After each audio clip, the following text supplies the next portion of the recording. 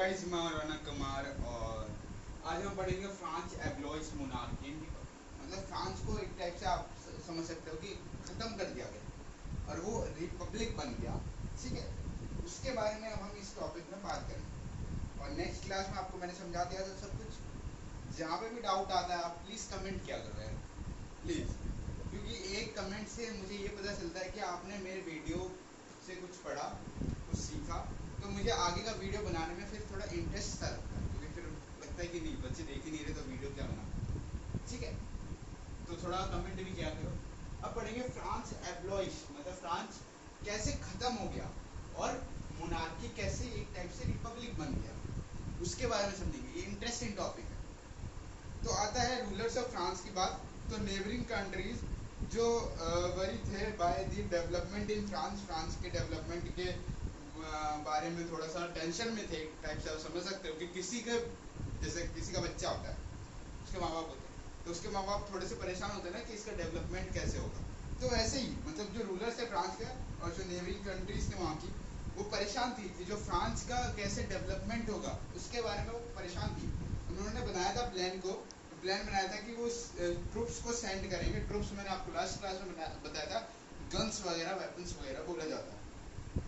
तो बोला कि वो एक प्लान बनाएंगे और वो भेजेंगे गन्स वगैरह को और put down the events taking place since 1789।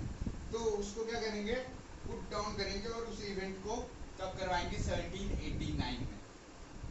ठीक है, 1789 में इस इवेंट को करवाएंगे। फिर अप्रैल 1792 में जो नेशनल असेंबली था, उन्होंने डिक्लेयर किया था वॉर अगेंस्ट प्रूशिया और ऑस्ट्रिया के बीच में।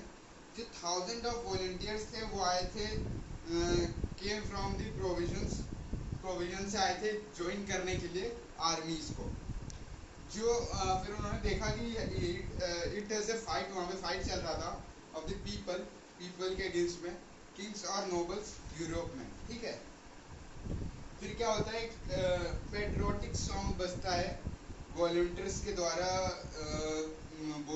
गाया जाता है, वॉज दी मर्शियलिस, जो कंपोज किया जाता है बाय दी पोएट के द्वारा, रोगट डी एल। क्या नाम है सर इसका, ये नाम ऐसे हिस्ट्री में देते हैं ना, थोड़ा आप तो सोचोगे।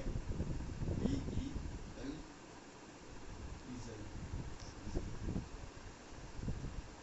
तो बोल रहा है कि जो पेट्रियोटिक सॉन्ग थे जो गाया जा रहा था वॉलंटियर्स का और मर्शियलिस का, वो कंपोज किया गया था by the poet Rouget dill.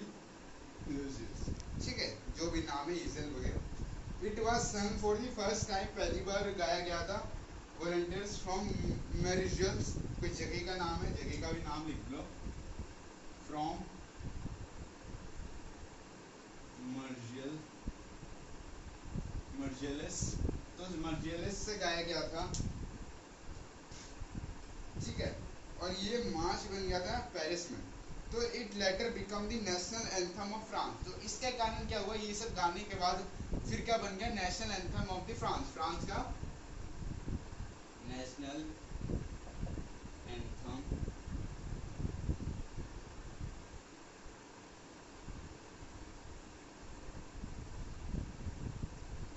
Anthem of France. तो इसके कारण क्या हो गया, फ्रांस का नेशनल एंथम बन गया। ठीक है, फिर बोला गया है कि जो रेगुलेटरी वार्स थे जो कॉज किया गया था लूजर्स और इकोनॉमिक्स प्रॉब्लम्स के कारण पीपल्स के द्वारा। तो वाइल मैन लड़ते थे, ठीक है, वुमेन्स वर्क करती थी और वो मतलब ध्यान रखती थी अपने परिवार का। कई सारे बिलीव किए गए जो रिवोल्यूशन से शुड बी गो फर्दर। तो उसके कारण फिर क्या हुआ, 1791 में कॉन्स्टिट्यूशन ने एक पॉलिटिकल राइट दिया था हर एक रिच पर्सन को, जो भी रिच थे वहाँ पे उनको, कि पॉलिटिकल क्लब्स बनेगा इम्पोर्टेंट पीपल्स के लिए, कि वो डिस्कस कर सके गवर्नमेंट पॉलिसीज को और प्लान कर सके एक्शंस को। जो मोस्ट सक्सेसफुल जो था वो है जैकोबिन क्लब। तो जैकोबिन क्लब, अगर इसका बोलते हैं इसका नाम क्यों लिखा, तो मोस्ट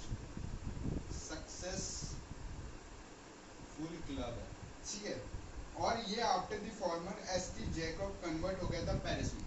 अब जो ये एसटी जैकब जो है ये कन्वर्ट हो गया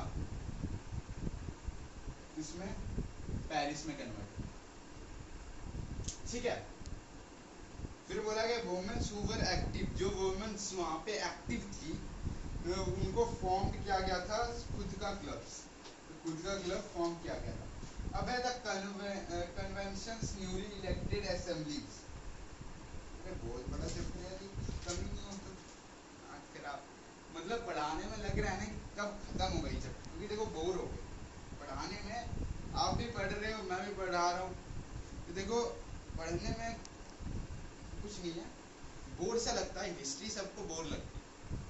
लेकिन आप अगर आज की डेट में अगर आप हिस्ट्री सोचोगे ना कि बोर है, कल को अगर आपको यूपीएससी क्लियर करना है तो प्लीज़ उनसे ये विनती है कि जो हिस्ट्री सोचते हैं ना खराब सब्जेक्ट है, बोरिंग है, प्लीज़ वो ये एग्ज़ाम मत दें।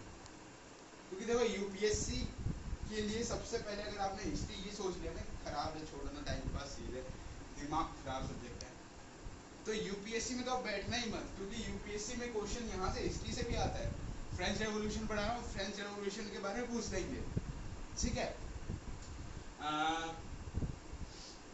सब कुछ पूछेंगे फ्रेंच रेवोल्यूशन के बारे में। और ये जो बुक मैं आपको बता रहा हूँ, अगर आपको नहीं लेना तो मत लो, मुझे कोई प्रॉब्लम नहीं है, मैं तो पढ़ा रहा हूँ।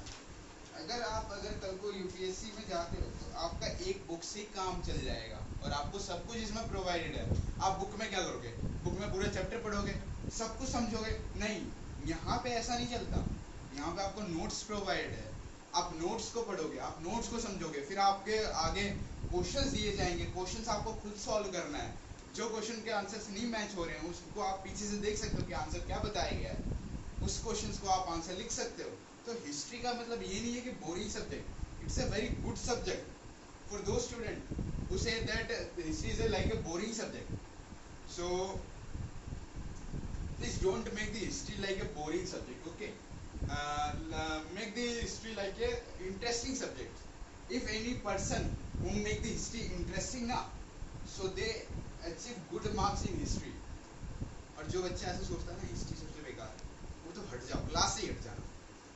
जो बच्चा ये सोचता है, क्योंकि हिस्ट्री तो पढ़ेंगे भाई पढ़ेंगे, क्योंकि देख रहे हो आप कितनी मोटी बुक है, हिस्ट्री है, सब हिस्ट्री है, हिस्ट्री तो पढ़नी है, कुछ भी हो जाए। अब बोला गया है एक कन्वेंशन होता है न्यूली इलेक्टेड, ये पढ़ा दिया था क्या, ये हो गया था ना ओन क्लब्स का। अब आता है हमारा द कन्वेंशंस, अब मैं लिखवा ही देता हूँ। अब जो टॉपिक अब हम करेंगे ना वो अब हम नेक्स्ट क्लास में करेंगे, बस मैं आपको लिखवा देता हूँ क्या टॉपिक करेंगे, तो वो आप हेडिंग में लिख लेना, द कन्वेंशंस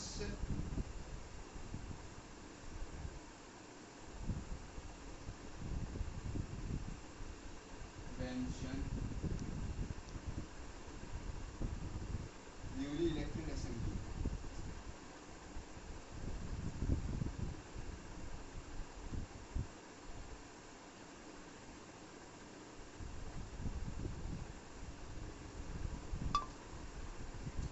ठीक है, तो ये जो टॉपिक हम करेंगे कन्वेक्शन न्यूली इलेक्टेड असेंबली, ये हम करेंगे कब, नेक्स्ट क्लास में।